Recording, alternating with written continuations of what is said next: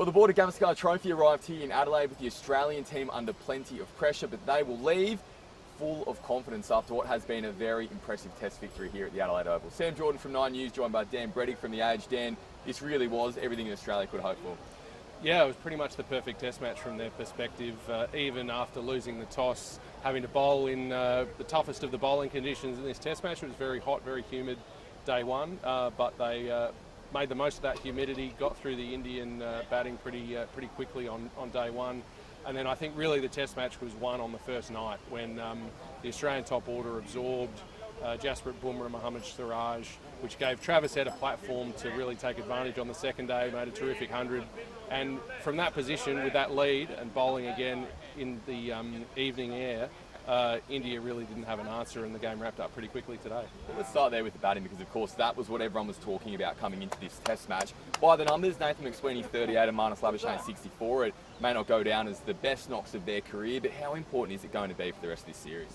Well, that's really how the Australian batting order functions at its best. The way that they have selected the side, having Nathan McSweeney and Marnus Labuschagne up there with Usman Khawaja, those guys aren't there to go on the attack. They're there to absorb some pressure, get through to 30, 40 over mark, let the more cavalier players like Travis Head, like Mitch Marsh, like Alex Carey, play their way, play naturally against the older ball, and that's really how Australia want to construct their innings. So while those guys at the top didn't make huge scores, they made it possible for others to do so.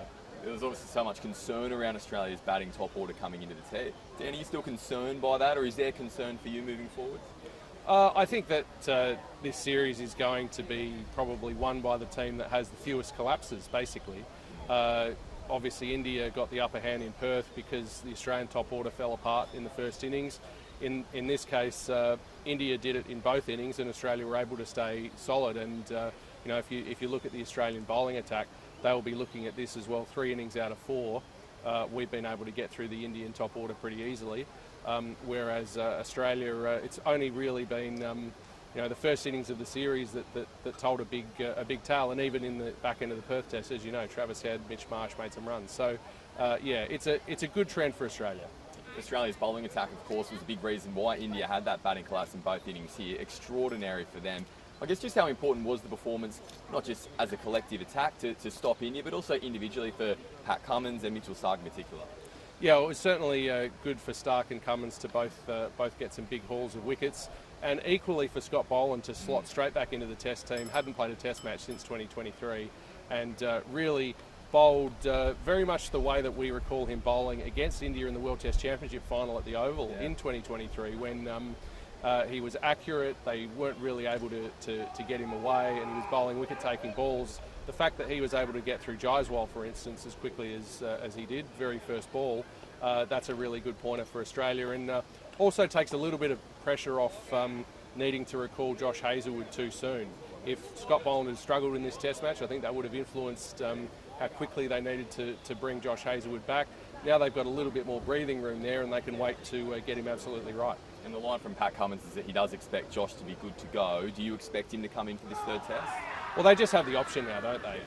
Hazlewood's had a history of side issues. It's something that's quite awkward for him. It's been historically quite awkward for him.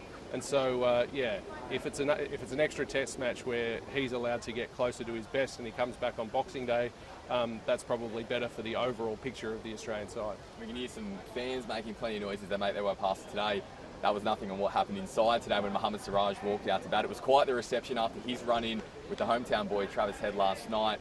This morning when he was speaking on Indian television, Siraj said that Head was a liar, to quote him, in terms of his description, his explanation rather, of what unfolded after Head was dismissed by Siraj.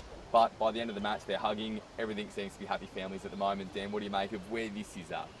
Well, I think it's part of the fact that this is a long series. It's 5 Test matches. There are going to be dynamics. There's going to be tensions that build up over 5 Tests. We saw that in the Ashes last year as well.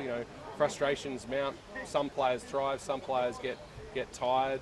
In the case of Mohammad Siraj, I think there's still a little bit of a question mark over what's his best mode. Is he best as a bowler when he's angry, or is he best as a bowler when he's keeping it calm and trying to hit the spots? So I think there's certainly a situation where neither Siraj nor Head want this to blow up into a big enmity. They have former teammates, played with each other in the IPL as well. So, you know, there's a lot of that kind of, I suppose you'd say, constructive history between the players these days in this era. So you're less likely to see small things blow up into bigger and bigger things.